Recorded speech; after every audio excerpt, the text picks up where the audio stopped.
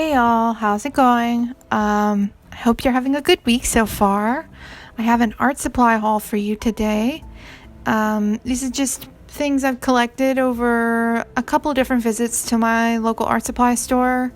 I don't buy a whole lot of art supplies, but I have recently run out of a couple of different things. I had some products I specifically wanted to try on different pieces, and so I feel like there are uses for all of these, and it's also just kind of exciting to get new supplies and try them out. So I got some paper cement and an eraser here. I'm not going to be swatching that just because it's pretty basic. I also got the matte medium and varnish from Hyatt, which is my local art supply store. I won't swatch that either, just because I feel like it'll be better to show you guys how I use it in a painting. Got some liquid watercolors, some fabric paint, and a couple of drawing implements. Pretty broad haul.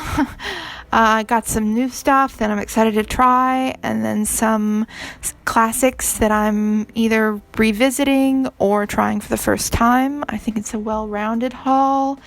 I got about half of these on clearance just because my local art supply store has a clearance section of either damaged products or returned ones, so keep that in mind. First up, we're gonna cover all of the drawing implements that I got. So these are the Stabilo Pen 68s. They're a felt tip pen.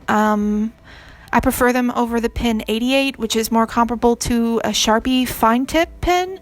I use these to draw, not so much. I mostly use them in my studio log. So this is the brown that I got. I'm just logging my hours for the previous week from memory because sometimes I forget to enter in there, and it's a thing that I like to keep up with. I also bought this pentel color fine point pen in this really nice cyan color. This pen is like $125. I already have one in a peach color that I like a lot. Frankly, they're not the best quality. A lot of papers you draw on them with, the paper is going to tear up or pill, but I only use it in my studio log, which is a moleskin soft cover book, and it does fine in there, so it doesn't really bother me. This is a liner brush from Royal and Langnickel. I actually got this from Michael's. Pretty straightforward, fine tipped liner brush.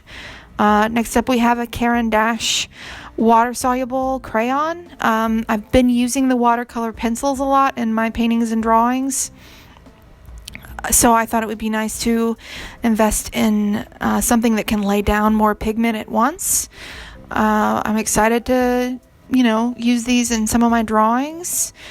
And here I'm just activating it with straight water and that liner brush from Royal and Langnickel that I showed you guys. I feel like you retain a lot of the original crayon texture even after you've activated a lot of the pigments, so I like what that does visually. And now I'm just re-swatching the marker pens that I got, just so you guys can see everything all laid out on a single sheet of paper. With the matte medium and varnish, because it is made by my local art supply store, Hyatt's, it's not really something you can buy online, but matte medium is a pretty common thing, so I've linked all of the products in this video in the description below, but for this matte medium in particular, I linked Golden's matte medium, which, to be honest, is probably better quality than this one. If you're willing to invest in the Golden brand one, then go for it. These are the ecoline liquid watercolors from Royal Talons. Normally they come with plungers that you can suck the pigment up with, and then put it into a palette and mix it with other colors if you so desire, but these were half off, so I think the MSRP is $5, and I got these for $2.50 a piece, which was a pretty good deal. Since they were on clearance, I was willing to give them a try. I probably wouldn't have paid full price for them, having never used them before, but I am glad I got them.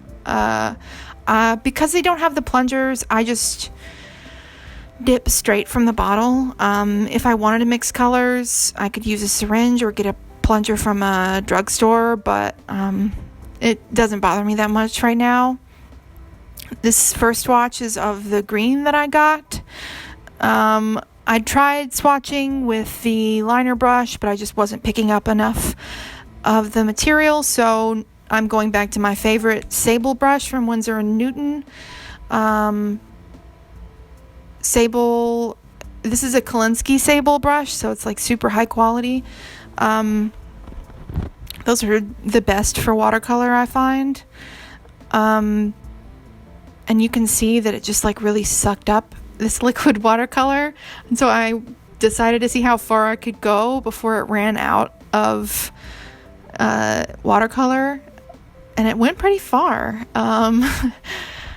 I like these liquid watercolors a lot. I mean, you're limited to how pigmented you can make it. It can only be as pigmented as the watercolor that's in the bottle, you know what I mean? But that doesn't bother me that much. You can get really even washes with it.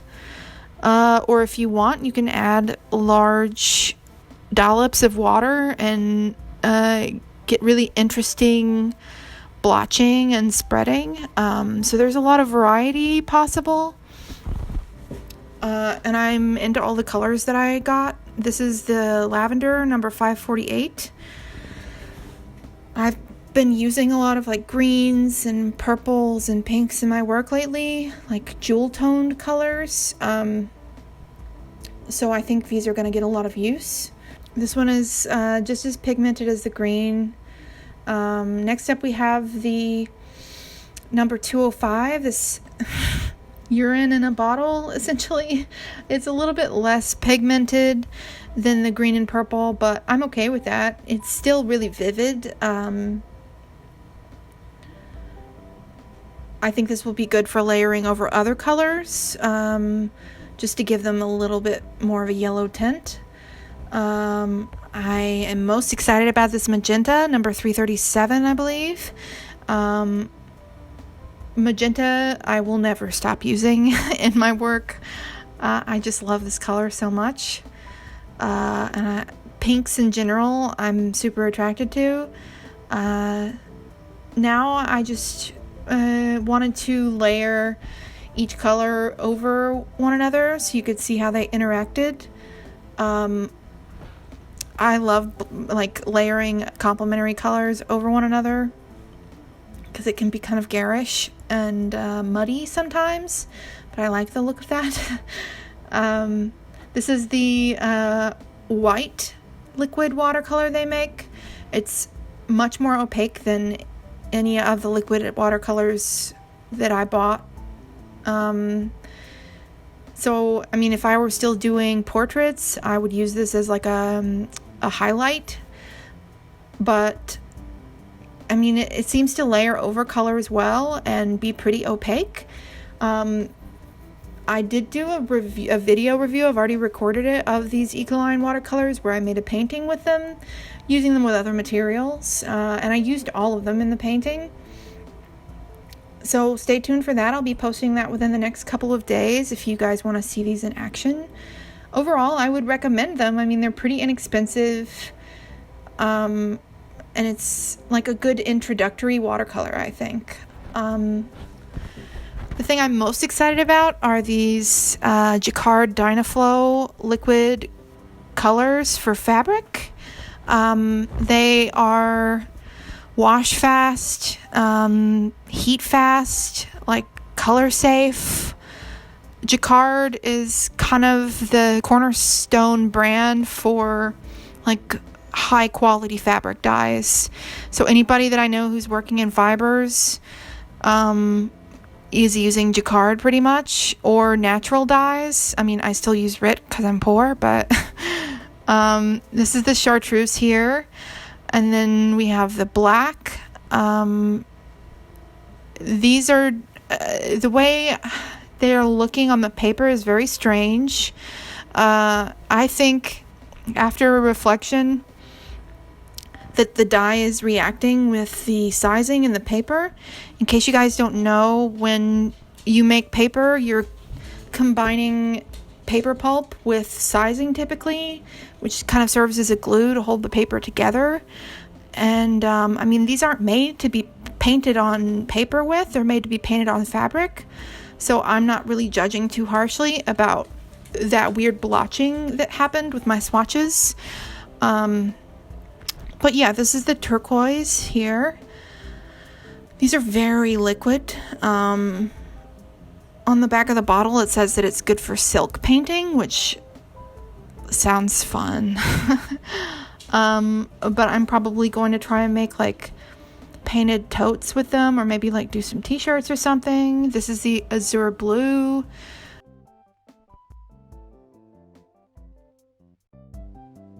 I think this is called like bright yellow. I got these on clearance. All of them were in a single box, and I paid $25 for them, which was a pretty good value. I think you can get on Dick Blick a set of like 8 for $30. But yeah, I'm excited to use those. Lastly, we have the Daler-Rowney watercolor ink.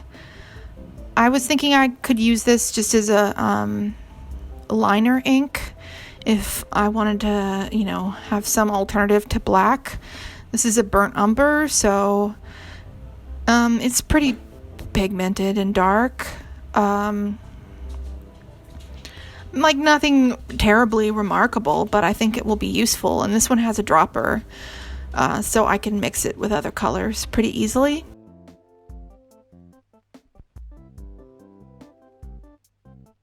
But yeah, that's all of the art supplies I got recently. I'm excited to experiment with all of the new supplies, and happy to be restocked on some of the older ones. I'll be posting a review of the Ecoline watercolors very soon, so stay tuned for that. I hope you have a good rest of your week, and I will see you guys soon. Thank you so much for watching. I love you. Bye.